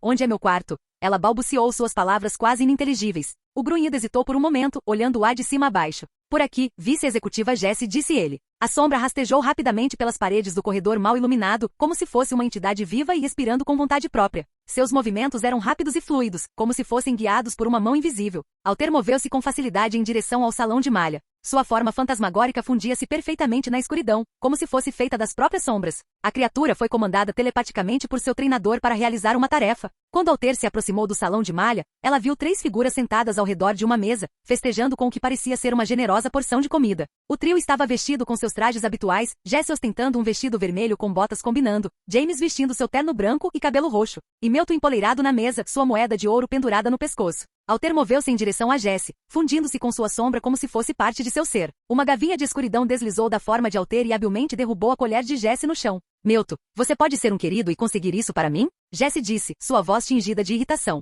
Entenda você mesmo, Jesse respondeu Melton, com seu sotaque do Brooklyn forte e áspero. Jesse soltou um suspiro de frustração, abaixando-se para recuperar a colher caída. Ao fazer isso, ela notou um par de olhos vermelhos brilhantes olhando para ela na escuridão. Antes que ela pudesse gritar de terror, ondas hipnóticas ondularam de Alter para Jesse, fazendo seus olhos ficarem vidrados. Vou usar o toalete, ok, disse Jesse, com a voz desprovida de qualquer emoção. James e Melton se entreolharam, confusos com a mudança repentina de comportamento de Jesse. Mais comida para nós, disse James, com um sorriso malicioso se espalhando por seu rosto. Isso mesmo, comece a comer antes que ela volte, acrescentou Melton, com os olhos fixos avidamente nas travessas de comida. Enquanto comiam, um fio de escuridão serpenteou até o colo de James, deixando um pequeno envelope vermelho em seu rastro. A criatura desapareceu nas sombras como se nunca tivesse estado ali. Quarto de Jesse Green empurrou a porta que rangia e entrou na sala mal iluminada, seus passos ecoando no papel de parede descascado. O cheiro bolorento de produtos de beleza antigos e perfume velho encheu suas narinas, fazendo-a torcer o nariz em desgosto. À medida que seus olhos se acostumaram à escuridão, ela pôde distinguir a desordem espalhada que enchia a sala.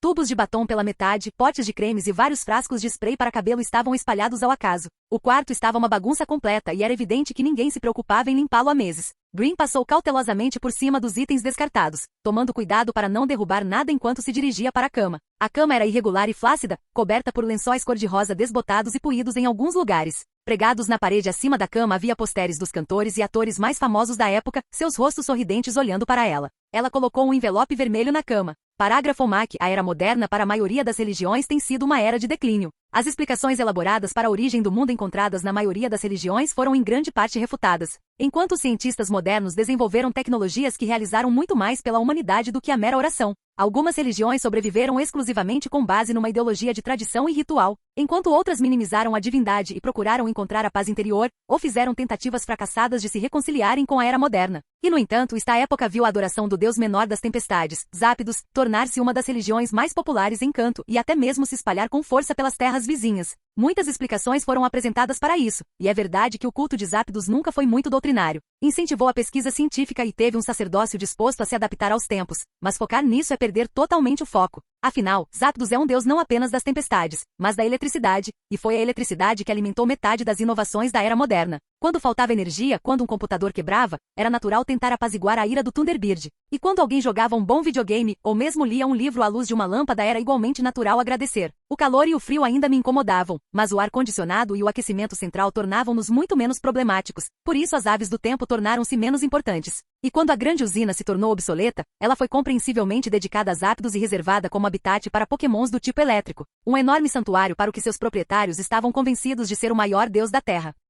Capítulo 318. Celadon City, base da equipe Rocket? Jesse sentiu uma névoa saindo de sua mente, como uma névoa se dissipando lentamente, revelando a dura realidade ao seu redor. Ela tentou se lembrar de como chegou aqui, mas suas memórias estavam fragmentadas e nebulosas, como um quebra-cabeça sem peças faltando. Ela olhou em volta e viu que estava em uma sala pequena, bem iluminada e sem janelas. As paredes ao seu redor eram frias e inflexíveis, como uma cela de prisão. O pânico e o medo começaram lentamente a crescer dentro dela, como uma fera despertando de seu sono. Ela tentou gritar por socorro, mas sua voz estava presa na garganta, como um pássaro preso em uma gaiola. Ela se sentia presa, incapaz de se mover ou escapar. Sua mente era como um labirinto, com becos sem saída e voltas e reviravoltas, tornando difícil encontrar a saída. Ao fechar os olhos e respirar fundo, ela sentiu uma sensação estranha em sua mente, como se algo estivesse tentando entrar. Ela resistiu, tentando mantê-lo sob controle, mas a pressão ficou cada vez mais forte até que ela conseguiu. Não aguenta mais. De repente houve um estalo, como um elástico se quebrando, e ela acordou com a mente clara. Ela se viu em um banheiro, sentindo-se confusa e desorientada. Ao se levantar, seus pés cederam e ela se segurou na porta do box para se firmar antes de sair. O som de risadas encheu seus ouvidos, e ela se virou para ver algumas garotas da equipe Rocket olhando para ela, com os olhos cheios de zombaria e desdém.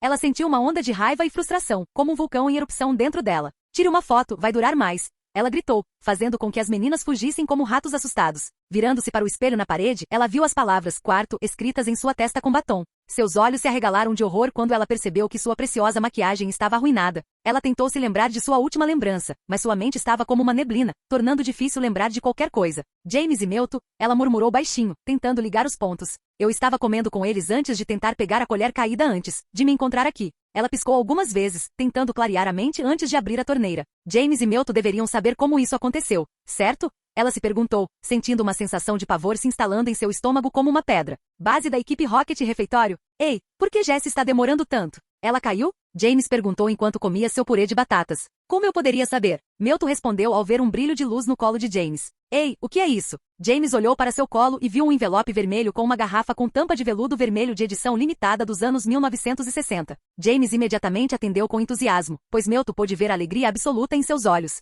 James pegou a tampa da garrafa e viu as palavras Leia em particular gravadas nela. O que está errado? Está arruinado. Esta obra-prima foi arruinada pela maior escória do mundo. James gritou enquanto olhava para a tampa da garrafa com um olhar melancólico. Abra o envelope. Talvez tenha dinheiro de um amante secreto.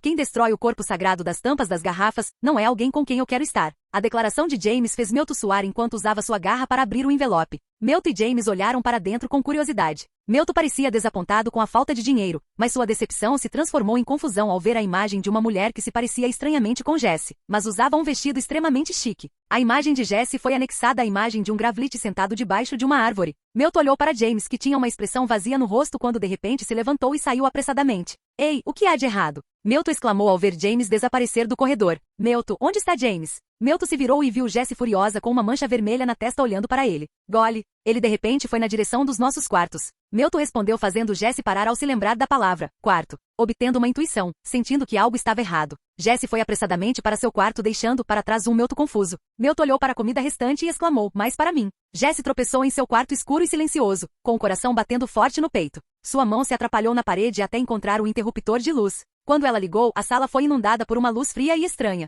E ali na cama dela havia um envelope vermelho brilhante. Ela hesitou por um momento, sem saber se queria saber o que havia dentro. Mas sua curiosidade tomou conta dela e ela pegou o envelope, sentindo uma sensação de pavor encher seu estômago. Os últimos minutos de sua memória estavam faltando, como se tivessem sido arrancados dela. Ela tentou se lembrar do que havia acontecido, mas sua mente estava em branco. Ao examinar o envelope, ela não conseguiu afastar a sensação de que ele estava de alguma forma ligado às suas memórias perdidas. Mas quem o deixou lá? E por quê? Quando Green saiu do Celadon City D e correu em direção ao beco sinuoso. No entanto, seus movimentos foram abruptamente prejudicados por uma criatura peculiar, um Pokémon bípede azul ultramarino escuro que lembrava um sapo venenoso com olhos yellows, cercados por marcas pretas. Bolsas laranja, expansíveis por natureza, adornavam suas bochechas, enquanto uma marca preta abrangia seus braços e peito. Faixas brancas serpenteavam ao redor de seu peito, e seus 3 dedos das mãos e dos pés eram predominantemente pretos. No entanto, os seus dígitos centrais foram distinguidos por uma tonalidade laranja brilhante. Croaguncro, o Pokémon declarou barrando o caminho de Green. De repente, uma voz vinda de trás interveio estridente e ordenando, mãos para cima. Green se virou para encontrar Luoker, brandindo uma arma de fogo na mão. Com movimentos medidos, Green obedeceu, erguendo as mãos no ar. Esta é a Polícia Internacional. Você está preso. Vire-se devagar e coloque as mãos onde eu possa vê-las. Luoker gritou, seu olhar afiado e penetrante. No entanto, a atenção de Green foi atraída de volta para Croaguncro quando a criatura foi lançada em direção a Luoker em grande velocidade. Falha. Baque. Na sequência, Luoker cerrou os dentes, os olhos examinando o beco em busca de qualquer sinal de Green, mas sem sucesso. Porra! Ele amaldiçoou frustração evidente em seu tom. Parágrafo Mac disse que na época em que o Planalto Índigo era apenas mais uma característica geográfica, o próprio Moltres fez ali o seu ninho. Disse que o lendário fundador da Liga Pokémon capturou o próprio Moltres em uma luta épica, construiu o Hall da Fama no local de seu antigo ninho, usou-o para vencer muitas batalhas, quando envelheceu e sentiu a morte se aproximando, ordenou um segredo. Caverna em Victory Road para ser construída como novo lar de seu camarada mais forte. Isto, claro, é uma lenda, embora também possa ser um facto. O certo é que assim que entra para o registro histórico, a Liga Pokémon carregou a chama de Moltres como sua tocha eterna. Os treinadores Pokémon dos mais altos escalões muitas vezes o adoram, não como um deus do céu ou das chamas, mas como um deus do poder e da vitória. Ao contrário de muitos outros Pokémon lendários, a existência de Moltres não está em sérias dúvidas, embora a maioria dos céticos o considere apenas um Pokémon raro e extremamente poderoso, mas não um deus, e alguns acreditam que seja um Pidgeot cujas asas pegaram fogo. Isso ocorre porque muitos treinadores poderosos o desafiaram para testar sua força, cada um deles buscando ser reconhecido como o maior de todos os tempos. A maioria falha, alguns morrem e outros são arrastados para o centro por treinadores que tropeçam no covil de Moltres ou, ocasionalmente, no próximo desafiante que está por vir. Ninguém desde o fundador da liga o capturou, apenas Red o derrotou em combate, e até ele teve que usar todos os 6 Pokémons para fazer isso. Capítulo 319. Base da equipe Rocket. Quarto de James. Com James, uma sensação de mau pressentimento tomou conta de mim quando coloquei os olhos na fotografia do meu amado primeiro Pokémon, Gravly, o Gravlit. Ele foi costurado com uma imagem de sua noiva arranjada, a arrogante e cruel Jezebel. Os dois pareciam uma incompatibilidade grotesca, suas imagens se fundiam de uma forma não natural e perturbadora. Não pude deixar de sentir um nó no estômago enquanto olhava para a imagem, as memórias daquela noite inundando-me em uma torrente. Hesitei por um momento, sem saber o que fazer com o envelope que estava em minhas mãos trêmulas. A caligrafia não era familiar e o carimbo era de uma cidade da qual eu nunca tinha ouvido falar. O ar ao meu redor parecia denso de tensão, como se o próprio universo estivesse me alertando sobre o perigo que estava dentro dele. Finalmente reuni coragem para abrir o envelope, minhas mãos tremendo de antecipação e medo. Dentro, encontrei uma única folha de papel, com as palavras rabiscadas de maneira frenética e caótica. Eles eram confusos e sem sentido, como se o escritor tivesse intencionalmente tentado torná-los ilegíveis. Eu me esforcei para entendê-los, meu coração disparando enquanto lia. À medida que continuei a ler, uma sensação arrepiante tomou conta de mim, uma sensação de pavor que ameaçava me engolir por inteiro. As palavras pareciam me provocar, zombar de mim, como se o escritor soubesse algo sobre mim que eu não sabia. Os cabelos da minha nuca se arrepiaram, e não pude deixar de sentir que algo sinistro estava em jogo. Rapidamente dobrei a carta de volta e a coloquei no envelope, minha mente disparada de medo e confusão. Quem enviou isso para mim e por quê? O que eles queriam de mim? Eu sabia que precisava ser cauteloso, ter cuidado com o perigo que espreitava nas sombras. Enquanto eu estava ali sentado, perdido em pensamentos e medo, meu olhar voltou para a imagem de Gravly e Jezebel. Foi uma lembrança dolorosa daquela noite horrível, a noite que mudou tudo. Não pude deixar de sentir uma sensação de culpa tomar conta de mim, uma sensação de arrependimento por não ter sido capaz de salvar Gravly de seu destino cruel. As memórias voltaram, espontaneamente e indesejadas. 10 anos atrás? No pequeno bairro de Verbena Hills, situado no extremo leste da cidade de Vermilion, havia uma morada humilde que exalava uma sensação de serenidade e tranquilidade. Um conjunto de casas brancas simples, cada uma adornada com jardins exuberantes, recebia o transeunte de braços abertos. No entanto, no topo da colina granjante que dava para o mar cintilante, havia uma mansão diferente de qualquer outra. Esta grande residência, pintada no tom mais claro de azul pervinca, quase tão branca quanto a neve, era adornada com desenhos intrincados que falavam da arquitetura parisiense. Os portões ornamentados eram adornados com rosas que desabrochavam com a promessa da primavera. Era a casa de uma família de 3 pessoas, um jovem com cabelos lilazes e suaves olhos grens, uma jovem com cabelos magenta e olhos azuis penetrantes, e um filho que tinha uma notável semelhança com o pai. Embora não fossem conhecidos por serem arrogantes, esta família mantinha-se isolada, preferindo a tranquilidade de sua casa à agitação da cidade abaixo. Dizia-se que eles só teriam conversas educadas com os vizinhos e nada mais. Pai, não posso fazer isso, gritou o jovem James, com menos de 10 anos de idade, para seu pai. Você deve, meu filho, respondeu seu pai severamente. Este casamento é uma questão de dever, que garantirá o futuro da nossa família. Você deve aprender a respeitar e obedecer aos mais velhos, como é o jeito do nosso povo. Mas e os meus desejos, pai? E a minha felicidade? Retrucou Tiago. Seus desejos não importam, meu filho, respondeu o pai. Nossos costumes determinam que os herdeiros masculinos de nossa família devem se casar antes dos 10 anos de idade, ou correm o risco de perder completamente sua herança. É assim que sempre foi e continuará a ser. A mãe de James interrompeu. Sinto muito, meu filho. Seu pai está certo. Você deve aprender a abandonar seus caprichos infantis e abraçar seu futuro como provedor e marido. Lágrimas escorreram pelo rosto de James quando ele percebeu o destino que o aguardava. Ele iria se casar com uma mulher que não conhecia, forçado a desistir de seus sonhos e aspirações pelo bem do legado de sua família. Ele se sentiu preso e indefeso, sem nenhuma maneira de escapar do seu futuro predeterminado. Nas profundezas dos corredores agorentos da mansão da família Rosewood, os soluços de um menino ecoavam pelos corredores vazios. Seus gritos angustiados foram abafados pelos travesseiros encharcados de lágrimas, mas não passaram despercebidos. Seu primeiro Pokémon, um Gravlit chamado Gravly, choramingava de angústia ao observar a angústia de seu mestre. Por favor, Gravly, não se preocupe comigo. James conseguiu sufocar entre soluços, sua voz tremendo de emoção. Estou saindo deste lugar. O Pokémon tipo fogo gemeu baixinho, sentindo desespero na voz de James. Vens comigo? James perguntou, sua voz embargada de emoção. O leal Pokémon latiu em resposta, seus olhos brilhando de determinação. Eu sabia que poderia contar com você, disse James com um pequeno sorriso agradecido. Enquanto James rastejava pelos corredores sombrios da mansão, ele sentiu seu coração disparar no peito. Cada respiração sua parecia ecoar pelos corredores vazios, e ele estava profundamente consciente do cheiro de mofo do antigo prédio. Ele estava quase chegando à porta da frente quando uma voz familiar o chamou, fazendo seu coração disparar. Mestre James, o que você está fazendo acordado a esta hora? Hopkins, o mordomo da família, estava diante dele, segurando uma vela. O pânico tomou conta do coração de James quando ele percebeu que havia sido pego. Ele sabia o que o esperava se ficasse, uma vida inteira de controle e manipulação. Sem hesitar um momento, James se virou e correu, Gravly logo atrás. Mestre James! Mestre James! A voz de Hopkins ecoou pela mansão, mas James não parou. Enquanto corria, James podia sentir os olhos de sua família sobre ele, observando cada movimento seu. Ele sabia que nunca seria verdadeiramente livre até que estivesse fora do alcance deles. Ele dobrou uma esquina e se viu em um beco sem saída. O medo tomou conta dele enquanto ele procurava freneticamente uma saída. Quando estava prestes a perder as esperanças, ele avistou uma pequena janela bem acima dele. Usando toda a força que lhe restava, James subiu até a janela. A ajuda de Gravely foi inestimável. Ele a abriu e saiu para a noite, ofegante. Vamos, Gravely, disse ele com a voz trêmula de emoção. Mestre James, por favor, não faça nada drástico. As palavras do velho mordomo, Hopkins, ecoaram pelos corredores vazios da mansão Rosewood, sua vela lançando sombras bruxuleantes nas paredes. O garoto, James, ficou paralisado de medo, com seu primeiro Pokémon, Gravely, choramingando ao seu lado. E então, numa explosão de raiva ardente, Gravely se virou e atacou. Bolas de fogo dispararam em direção ao velho mordomo, fazendo-o lutar em busca de segurança. Naquele momento, James sabia que nunca mais poderia voltar. Ele correu pelo gramado, com lágrimas escorrendo pelo rosto e o coração cheio de medo.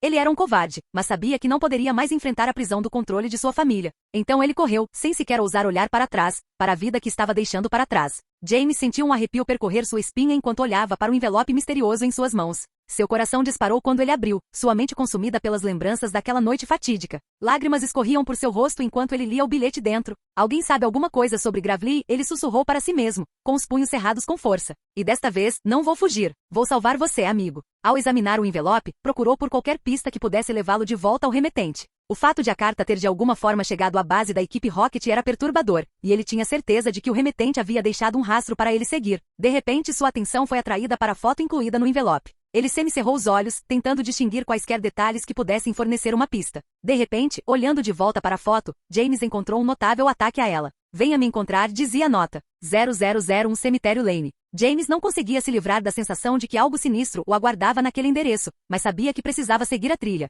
Parágrafo MAC. Hoje, Dratini e suas evoluções pertencem firmemente ao reino dos fatos, não ao do mito. Com treinadores humanos e treinamento intenso, Dragonite não é mais tão raro para ser considerado um deus, mas apenas um poderoso Pokémon pseudo-lendário. E seus filhos, os Dratini de 1,80 m de comprimento, não são mais um fantasma que pode ser descartado como um Ekans de cores estranhas ou um Vaporeon visto à distância. Hoje, eles são um Pokémon ameaçado de extinção de um tipo relativamente novo, embora mais antigo que o aço ou escuro, chamado dragão, após a forma final de Dratini. Suas fraquezas foram analisadas, suas habilidades místicas explicadas como ataques, e aqueles que desejam um toque de mistério neste Pokémon devem recorrer a certos espécimes. Por exemplo, disse que Erika de Celadon City tem um Dratini. Não é explicado por que um treinador do tipo Grama em Celadon City tem um Dratini, com uma resistência especial aos ataques de Pokémon não evoluídos. Disse que existe um Dratini na Safari Zone que empresta um estranho poder ao Magikarp Encanto, permitindo-lhes evoluir para Guiarados. Talvez uma história rebuscada, mas há uma semelhança inegável. Disse que um Dratini no Dragon's Den foi o pai do Dragonair e do Dragonite treinados por Clair de Blackthorn e Lance da Elite Four, mas se recusou a evoluir para que pudesse manter a juventude eterna.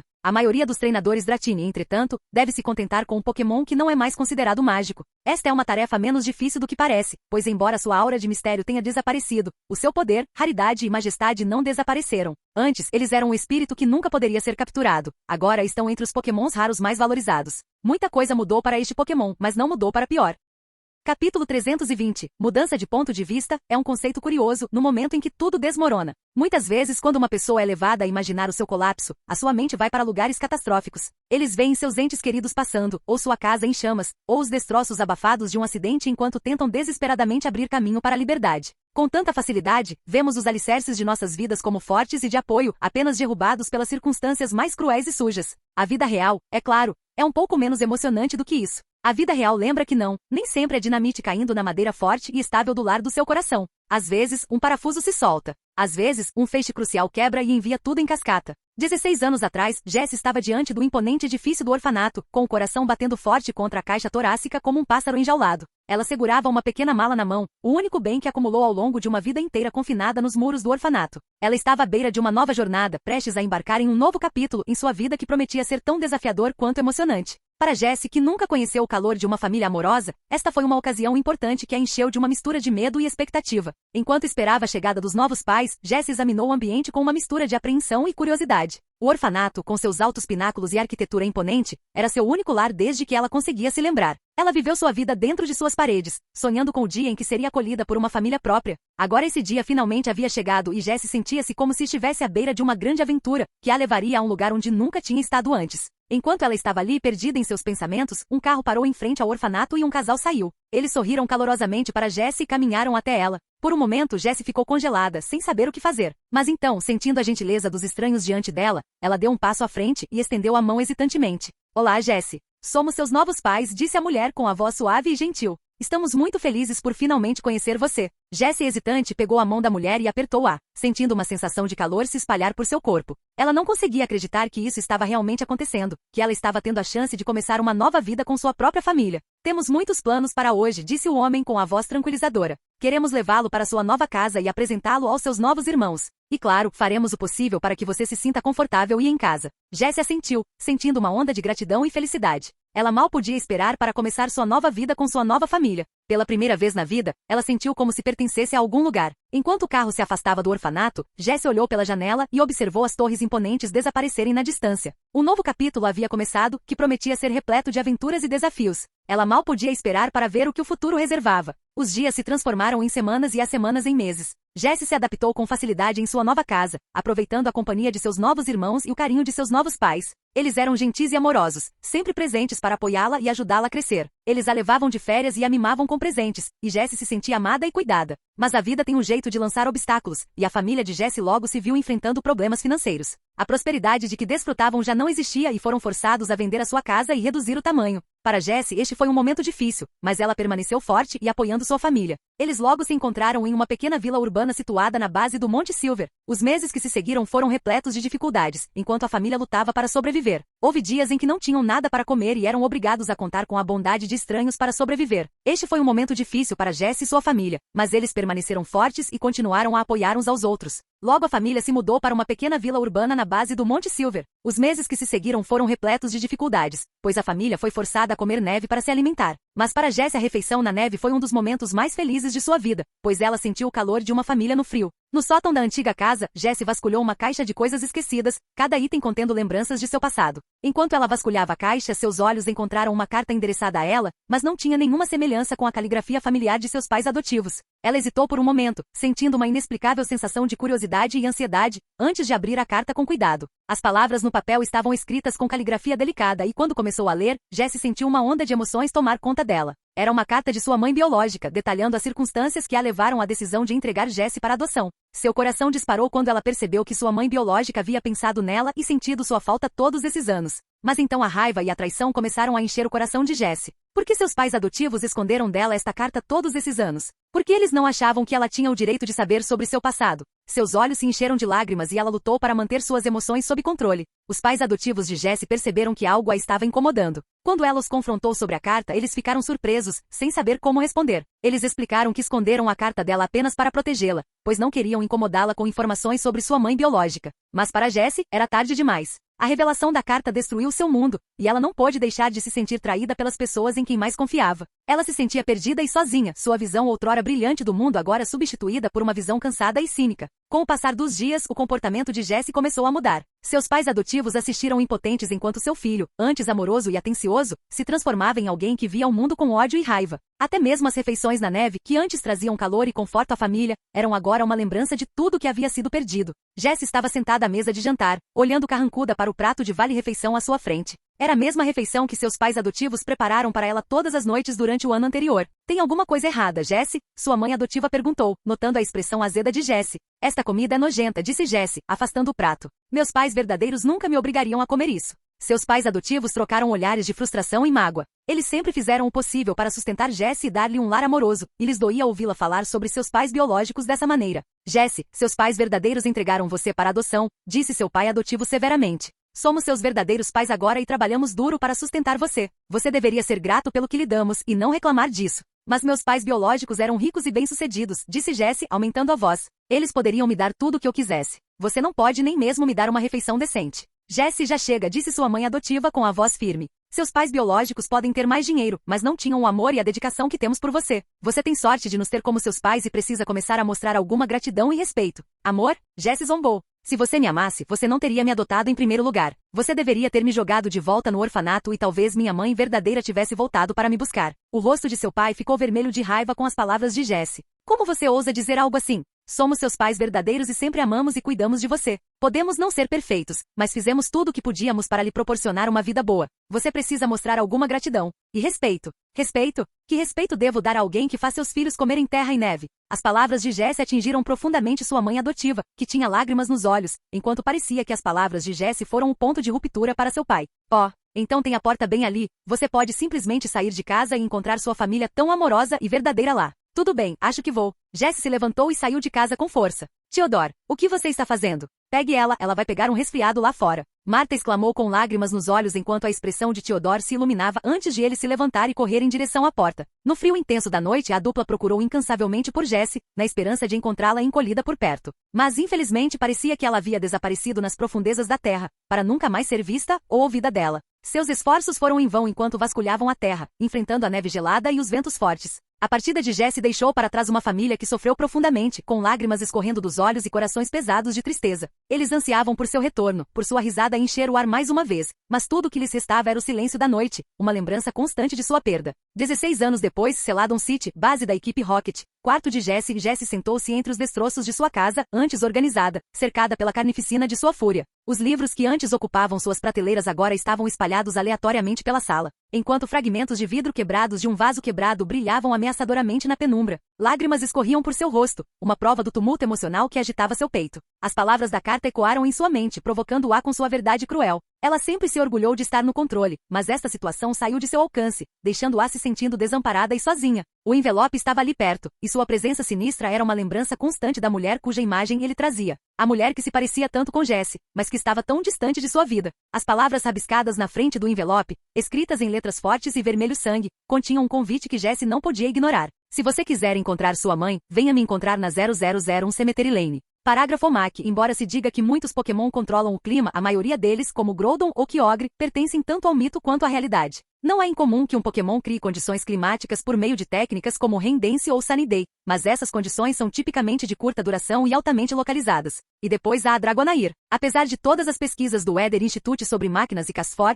eles não poderiam exceder a máquina de controle do clima que existia naturalmente na forma de um Pokémon. Os cristais do Dragonair proporcionam um controle notável do clima, não apenas nas imediações, mas também se estendendo por mais de 1 quilômetro. Extremamente temperamentais, extremamente tímidos e vaidosos, na natureza eles causavam a seca nas colheitas ou respondiam às orações por chuva, talvez dando origem a muitos costumes religiosos. Eles às vezes têm sido usados para a guerra nos últimos anos, pois um batalhão Dragonair pode amortecer quaisquer rochas ou chamas, ou simplesmente inundar o suprimento de alimentos do inimigo. Se tivessem sido domesticados numa época anterior e mais guerreira, teme-se pensar na devastação que poderiam ter causado. Hoje a paz chegou a Canto e Joto, e a Dragonair está acostumada a manter o clima agradável. Se chover muito, eles trazem luz solar, se há seca, eles trazem chuva, e em grande parte acabaram com os dias de verões escaldantes, tempestades sem fim e invernos gelados. É um padrão climático raro que um grupo de Dragonair não consegue vencer, e disse que essas condições severas vêm dos próprios deuses. Talvez realmente o façam, pois nenhuma outra explicação está disponível. Se alguém quiser entender como era a vida antes da Dragonair, basta se aventurar em Hoenn, onde esses pokémons raramente são encontrados e as estradas estão cheias de chuva ou areia sem fim.